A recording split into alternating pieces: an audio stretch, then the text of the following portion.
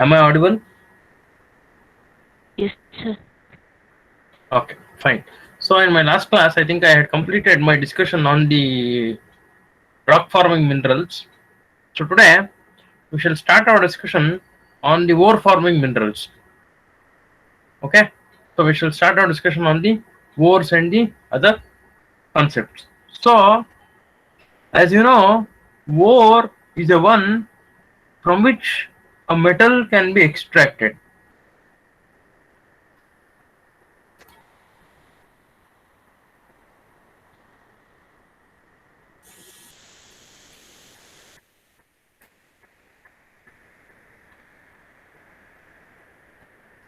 Okay, is the presentation being visible?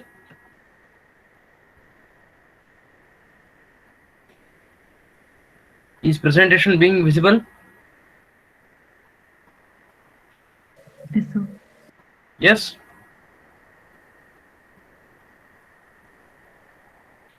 Can you see the presentation? Yes. Yes, sir. Okay, fine. Now, what do you mean by ore? So these definitions are very important.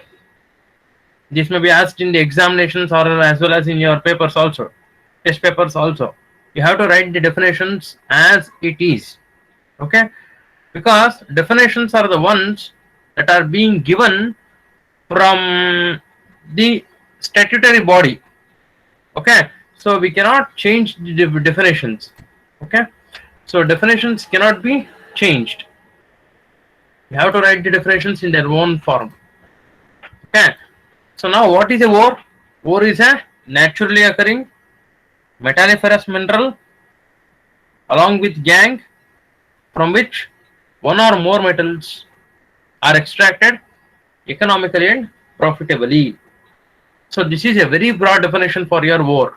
Ore is a naturally occurring. It's a naturally occurring body. No ore is man-made. Okay, no ore is a man-made body. So it is a naturally occurring.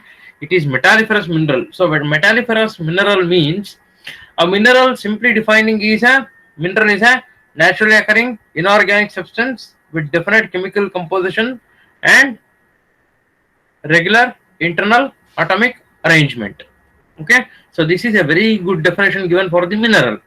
So it is a metalliferous mineral means along with the characteristics of the mineral, what all the characteristics that a mineral possess will be possessed by this ore also. But one thing, it will be containing a metal bearing ion within them.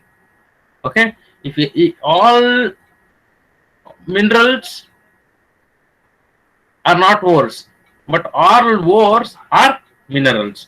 So this is a very broad definition that is being given. Okay, it's a naturally occurring body. It's a metalliferous mineral. It contains metal bearing ion within them in the form of ligand or any of the compound or any of the form. So along with gangue. So gangue means it is the waste products that are being associated with the ore. For example, if we take the example of iron ore, Fe2O3 and Fe3O4 are the two forms of the iron. That is, one is hematite. Fe2O3 is hematite and Fe3O4 is magnetite. Fe is the metal that is being required for us, iron. O2 or O3 or O4 are the oxygen bearing complexes which are being present within the ore during its development. Okay, the iron will never occur in a native state. Only the native elements like your gold, silver, platinum are found in the native state. Okay, so other minerals are other ores are always or other metal bearing complexes are always associated with the other waste products. Now this in Fe2O3, O3 will be the gangue, that is the waste product. Sometimes it will be associated with some silica. Okay, sometimes it may be associated with some calcium, some magnesium. So all these parts apart from the main ore bearing complex is the waste product that is associated with the metals. Okay, so from which one or more metals. So for example, in Fe2O3 iron complex, you can extract only iron. You can extract only iron within them. Okay, but in the case of chalcopyrite, that is CuFeS2, you can extract the copper, the iron, and also the sulfur. Okay, so the chalcopyrite or the copper sulfide, which is usually called as a copper sulfide, so it is actually complex containing CuFeS2.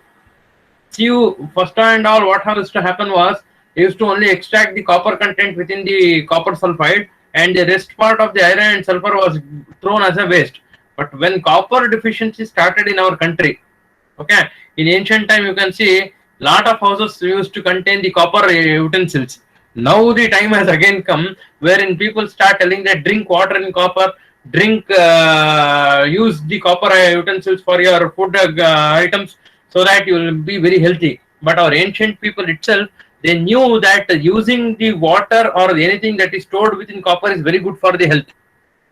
Okay, so that's why what the ancient people used to do was, whenever they used to travel along the ridge of rivers, they used to throw a coin of copper. Okay, nowadays what it has become that you are throwing iron coins into the copper or the stainless steel coins into the river. Okay, but that is not the case. Once upon a time, what they used to do was they used to throw the gold coins, the silver coins, the copper coins into the river, so that that element gets enriched with the water, and the people who drink that water will be benefited by that mineral or the element, so that the elemental deficiency that occurs in the body will be maintained or stabilized. Now again the same time has come. You can see many of the advertisements that they give, they can tell that the Kent contains the copper RO system. See, our ancient Indians only knew that drinking water in copper was very good for health. Okay, now again the same time has come. People are saying that you have to drink water in copper, and you have to you have to cook your food in your copper utensil, so that you will be very healthy. So that the elemental analysis was done at a micro level in the ancient India itself.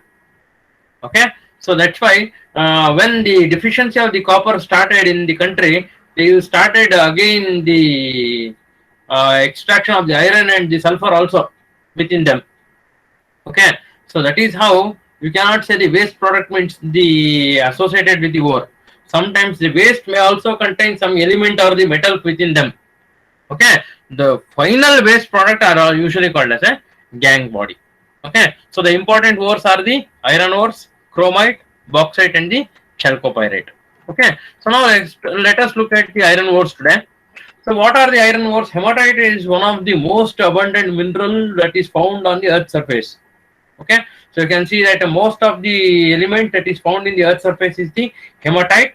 It is about 54% that is present in the earth's crust. Okay, only 54% of the iron is being present in the earth's crust, and also it is present in the shallow crust, not at the deeper levels. At the shallow levels you can find the hematite, which is the most abundant mineral. So it's iron oxide with a chemical composition of Fe2O3. So the chemical composition of the hematite is Fe2O3. So it is a common rock forming mineral which is found in sedimentary, metamorphic, and igneous rocks at locations throughout the world. So it is found in all the three rocks.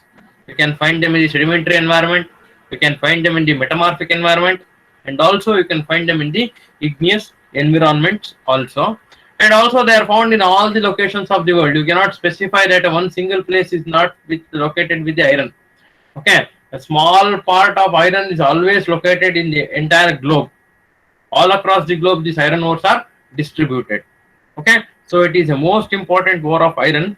So now which is produced is usually from these countries itself: China, Australia, Brazil, India, Russia, Ukraine, South Africa, Canada, Venezuela, and the United States. So these are the important iron ore producing countries where you can find maximum amount of iron ore that are being mined, and also they are being distributed. Okay, so now let us look at the general physical properties of the iron ores. So it is the chemical classification is oxides. Yes, you get iron sulfide also, that is called pyrite, FeCS2, FeS2. So these oxides are the hematite and the magnetite, having a chemical composition of Fe2O3 and Fe2O4 respectively. Hematite is Fe2O3 and magnetite is Fe3O4. Do you get any carbonate? Yes, there is iron carbonate called siderite, FeCO3. Siderite is a iron carbonate. It is FeCO3 in chemical composition. And you have got the iron silicate also. Okay, you got the iron silicate also.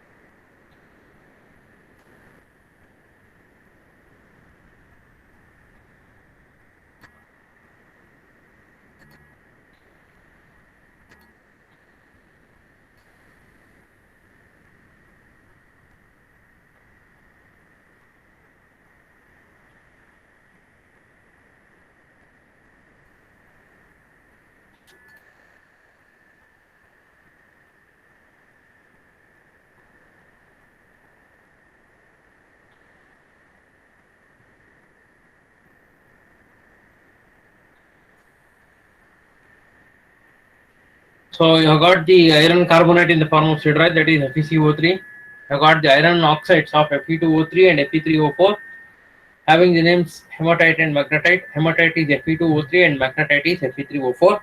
You have got a silicate also FeSiO3. Okay. So yes, you have got the sulfide also. That is sulfide bearing ore is the pyrite Fes2. So this hematite and magnetite, always you can see the colors varies from black to steel gray to silver color also. It glitters like silver, but actually it is not silver. It glitters just like the silver. Red to reddish brown to black in colors. So these are the colors of the iron ores. That is your hematite ore. The streak is usually red to reddish brown. Cherry red streak. If you have to have clear concept, then it is cherry red streak.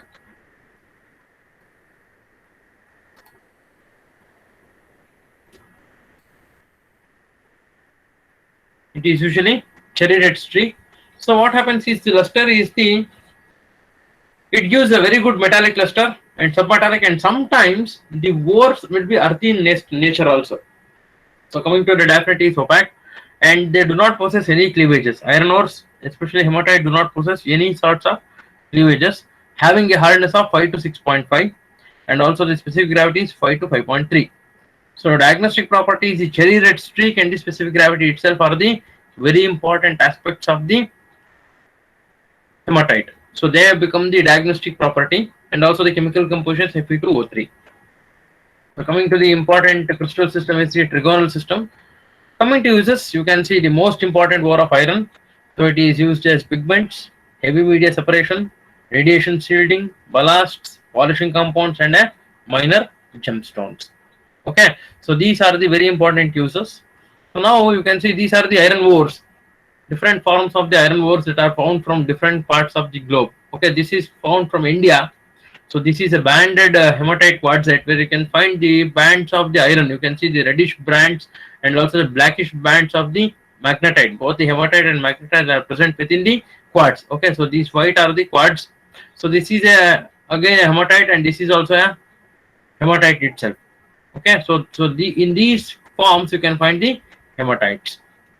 Coming to the important uses is the use as a pigment. You can see this are how the color variations of the hematite are being used. In ancient days, what the people used to do was they used to coat the houses with a compound called red oxide. Okay, so that red oxide is nothing but the iron oxide itself. This Fe2O3 magnetite or the hematite, especially hematite, is powdered and then it is mixed with some amount of the pigment so that it becomes red in color. Okay, so that red oxide will be usually painted along the borders of the certain houses in the interior portions. Okay, yes, it is used as a paints also. It's also used in the pigments also. In the certain villages, what the people do use for the areca trees, they coat with a layer of this red oxide, which is called Urmanju. Okay, Urmanju. So that red oxide is usually nothing but the iron oxide itself. As a gemstone, yes, this is a very latest concept of the healing stones. Okay, Now there is a latest technology called the healing through the stones. Okay, somewhere in Vinobanagara, I cannot remember the exact address, but there is certain people who use this gemstones for healing certain diseases. Okay, I don't know exactly what amount of healing that does take place, and whether it is truly right or not, I don't know. But yes, people are aware that the stones which are polished are used for the healing purposes.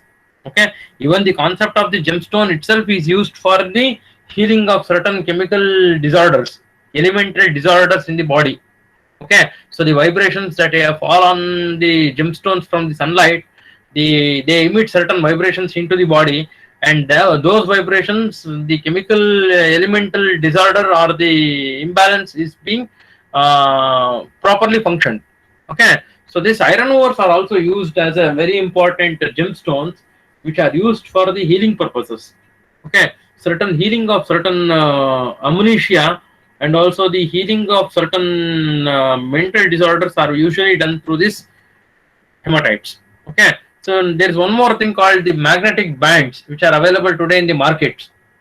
Okay, you can see the magnetic bands or the magnetite bands which are being available in the markets. Okay, so those magnetite bands are nothing but the magnetite crystals which are being stuck or stung in the form of a bead-like structure. Okay, so those bead-like structure are usually used as a very important gemstones or the healing stones. Okay, for certain type of nervous disorders, for certain type of nervous disorders, these magnetic or the magnetite crystals are often used. Okay, so then coming to the pigments, you can see the word hematite is from the Greek word hematitis, which means blood red. Okay, hematitis means it is nothing but the blood red. It looks like a blood red in color, so that's why the name has been given as a hematite. So it derives that the material or the mineral are being crushed into a fine powder, and also the primitive people discovered that the hematite could be crushed and mixed with a liquid to use as a paint or a cosmetic also. So one small announcement to students: from next class you have to join at the early time itself. Otherwise, I'm not going to let you people into the class. Okay, I'm telling this from since long time. See, many of them are admitting now. So every time I can't keep on doing all these things. Okay, so you have to be on time.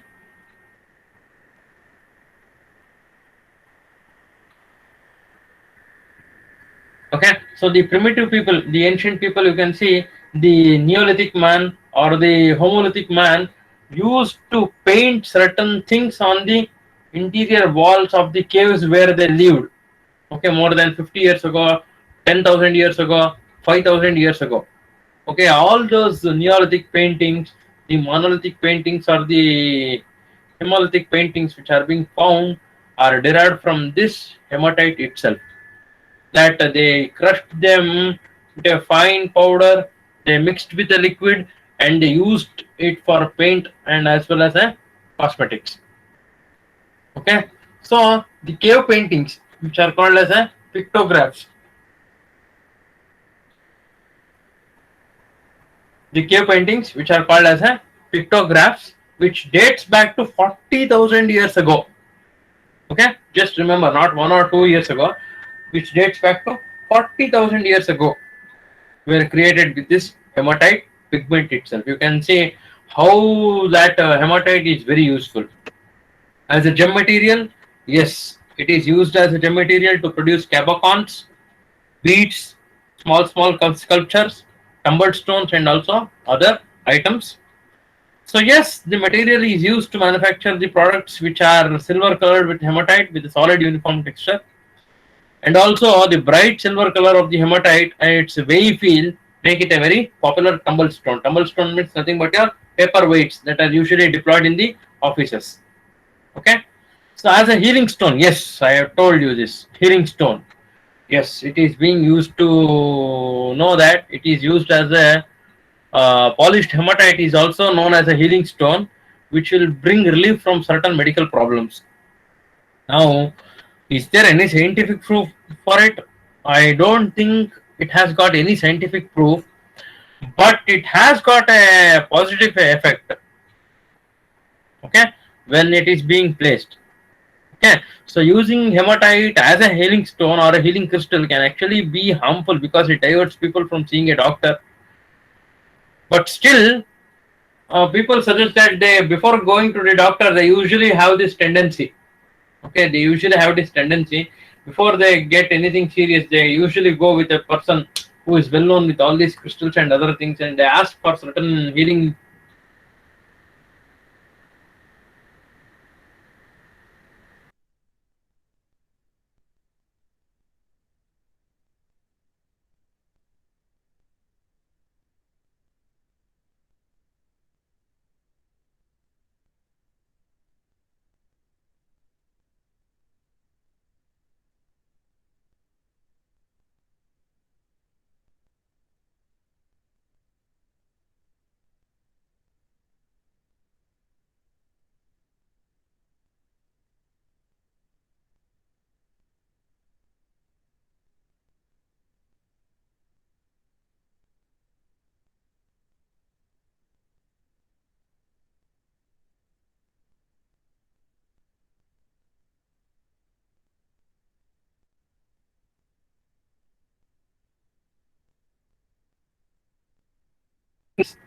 And